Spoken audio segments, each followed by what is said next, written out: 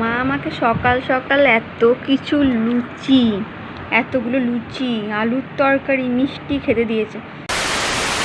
Hello সবাইকে, এটা 17 এপ্রিলের ভিডিও, যখন আমি আমার বাড়িতে ছিলাম আর মা এই দিনকে আমাকে বার্থডের খাওয়া দাওয়া করিয়েছিল। মা আমাকে সকাল সকাল এতগুলো লুচি, আলুর তরকারি, মিষ্টি খেতে দিয়েছে। আমি এতগুলো লুচি খেতে পারবো না, কারণ সকাল সকাল আমি এত ব্রেকফাস্ট করি না। খুব জোর আমি 2 কি 3টে খাবো।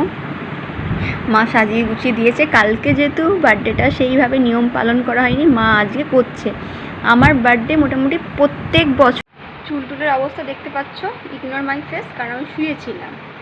তো আমার বার্থডে প্রত্যেক বছরই পরপর 2 দিন পরে। ফার্স্টে 16 এপ্রিল পরে ইংলিশের মানে মাস অনুযায়ী, আর বাংলার তারিখ হচ্ছে আমার 3রা বৈশাখ। সেটা ঠিক পরদিনই পরে। আজকে 3রা বৈশাখ, হিসেব মতো বাংলার মানে গুনতি অনুযায়ী আজকেও আমার বার্থডে।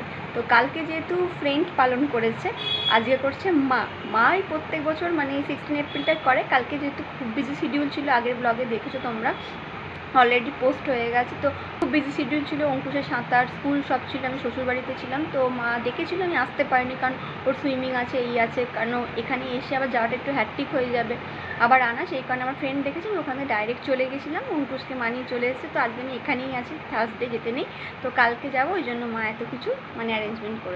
তা ভিডিওটা তোমরা আমার সাথে দেখতে থাকো, আশা করি খুব ভালো লাগবে। তো সকাল সকাল তো চা বিস্কিট খাওয়ার পর মা দিয়েছিল একটা কর্নেটো আইসক্রিম, সেটা খেয়ে দিয়ে স্নান টান করে একটা নতুন শাড়ি পরে নিয়েছি। এইটা আমি কিনেছিলাম পুজোর সময়, পরা হয়নি। তো বার্থডেতে তো কিছু একটা নতুন পরতে হবে, তাই পরেছিলাম।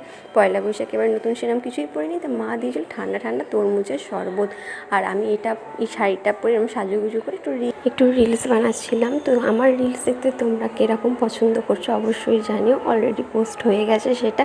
তো জন্মদিনের দিনকে মা বাবার এরকম আশীর্বাদ, ভালোবাসা, এত প্যাম্পার সত্যি খুব ভালো লাগে। তো আজকেও আমার বাংলার ডেটের জন্মদিন, তো মা দিয়ে দিল মহাপ্রসাদ হাতে, তারপর আশীর্বাদ করলো, মা বাবা গিফট দিয়েছিল। তো ভালোই কেটেছে এবছরের জন্মদিনটা, মোটামুটি ভালো খারাপ অনেক কিছু মিলে মোটামুটি কেটেছে।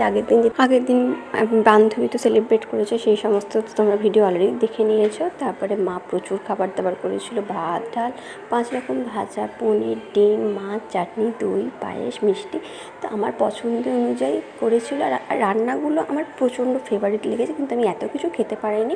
আবার জন্মদিনের নিয়ম আছে, এঁটো খাবার কাউকে খেতে নেই, রাত্রিরে সবরি খেতে নেই। তো আমি ওইগুলো পরে আমাকে খেতে হয়েছে, আমি একেবারে সত্যি খেতে পারি না, মুখ দেখেই বুঝতে পারছি আমি প্রচুর এত খাবার দেখে ভয় পেয়ে গেছি। তারপর একটু বিশ্রাম নিয়ে বেরিয়েছিলাম, কারণ অঙ্কুশের সুইমিং ছিল, ও স্কুল থেকে ভ্যান নিয়ে এসেছিলো, তারপর ডাইরেক্ট গেছিলাম। বাট সেদিনকে সুইমিং হয়নি, ভীষণ বাজ পড়ছিলো, ভীষণ বৃষ্টি হচ্ছিলো। তারপরে আমরা বাড়ি ফিরলাম, ছাতা তো নিয়ে যায়নি, ওই কোনো রকমে দুজনে ভিজতে ভিজতে বাড়ি এলাম। তারপরে মা চা আর বিস্কিট দিয়েছিলো, নিমকি দিয়েছিলো, এইগুলো খেলাম। আমি তো এমনিতেও টি লাভার, বাট এই বৃষ্টির দিন এরকম মানে চা বিস্কিট নিমকি খেতে ভীষণ ভালো লাগে। আমার মতন কার কার এরকম বৃষ্টির ওয়েদারে এরকম চা খেতে ভালোবাসো অবশ্যই কমেন্ট বক্সে জানিও।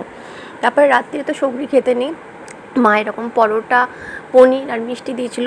তো এডিট করতে করতে ভাবছি ভিডিওটা অ্যাকচুয়ালি ব্লগ না হয় what it in my birthday হয়ে গেল। তো আর সাজুগুজু করে দুপুরে অনেক ফটো তুলেছিলাম, কয়েকটা ফটো তোমাদের সাথে শেয়ার করলাম। তো এই শাড়িটা পরে এরকম সেজেগুজে কেমন লাগছিলো সেটাও কমেন্ট করতে ভুলো না। ভিডিওটা ভালো লাগলে অবশ্যই লাইক, কমেন্ট, শেয়ার, সাবস্ক্রাইব করে দিও, পাশে থেকো।